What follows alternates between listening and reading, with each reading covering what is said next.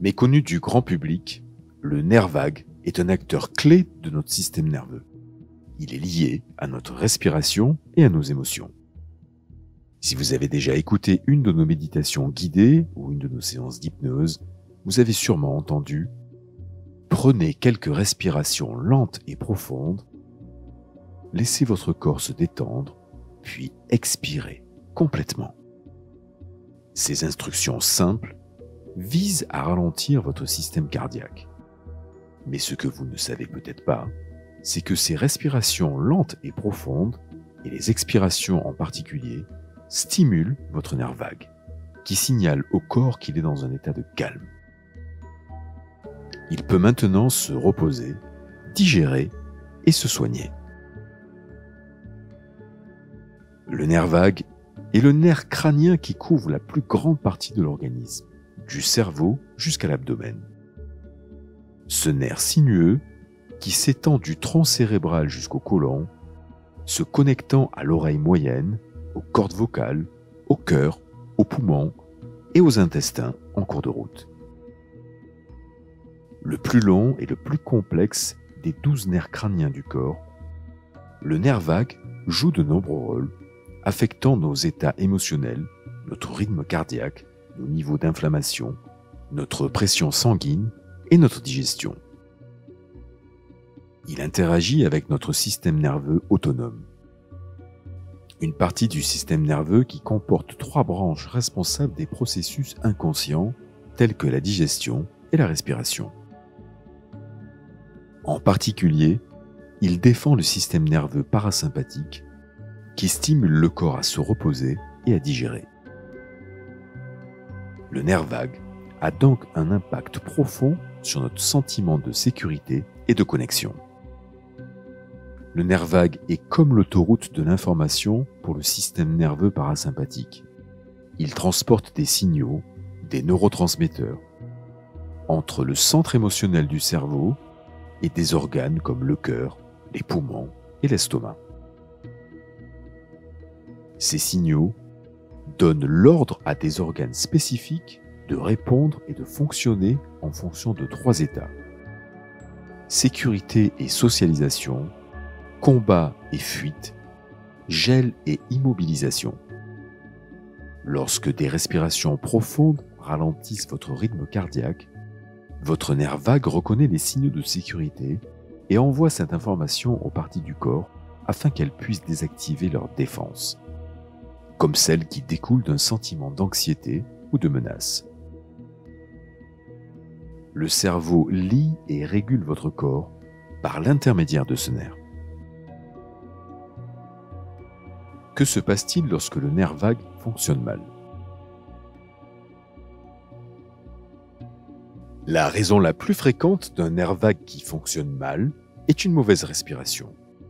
La plupart des gens respirent inefficacement, voire de façon incorrecte.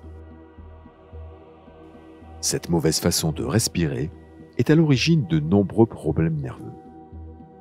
Étant donné que les mouvements d'inspiration et d'expiration ne sont pas suffisants, les poumons ne se dilatent pas efficacement et le rôle de signalisation du nerf vague s'en trouve affecté. Tout dysfonctionnement du rythme digestif est directement lié à un dysfonctionnement du nerf vague. L'ensemble de la séquence digestive est principalement contrôlé par le nerf vague qui transmet constamment des signaux vers et depuis le système nerveux central. Pour fonctionner de façon optimale, il a besoin d'un niveau de stress peu élevé. La digestion s'effectue correctement que si les bons signaux sont transmis par le nerf vague et si chaque étape dispose du temps nécessaire pour s'accomplir.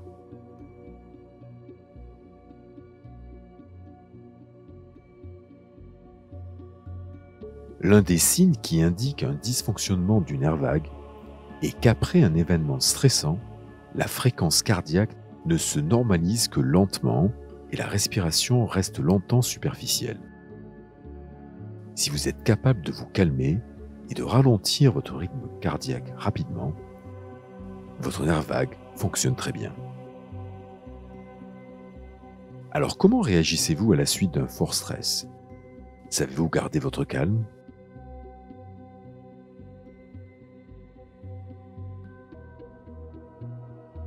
Le nerf vague a pour effet de ralentir l'inflammation et de la maîtriser. Mais un nerf vague qui reçoit des messages d'inflammation récurrents sur une longue période va perdre progressivement cette capacité, ce qui peut favoriser divers troubles liés à l'inflammation chronique.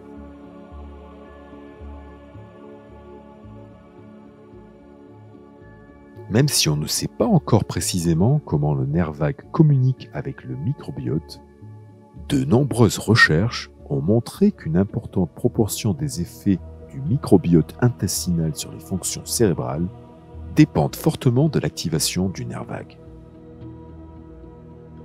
La composition du microbiote intestinal a ainsi des effets très spécifiques, non seulement sur la digestion, mais également sur les nerfs qui transmettent des signaux au sein du système nerveux entérique et sur le nerf vague lui-même.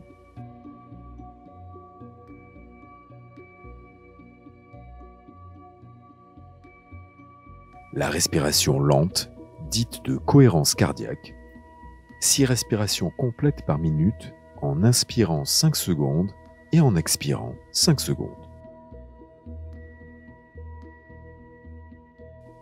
Le chant qui fait travailler les muscles laryngés. Le yoga qui met l'accent sur la respiration volontaire. La méditation de pleine conscience pour l'attention portée sur le souffle. Le rire, l'activité physique quotidienne et les liens sociaux. Enfin, certaines méthodes thérapeutiques comme l'hypnose, l'acupuncture, la réflexologie, les massages renforcent son activité.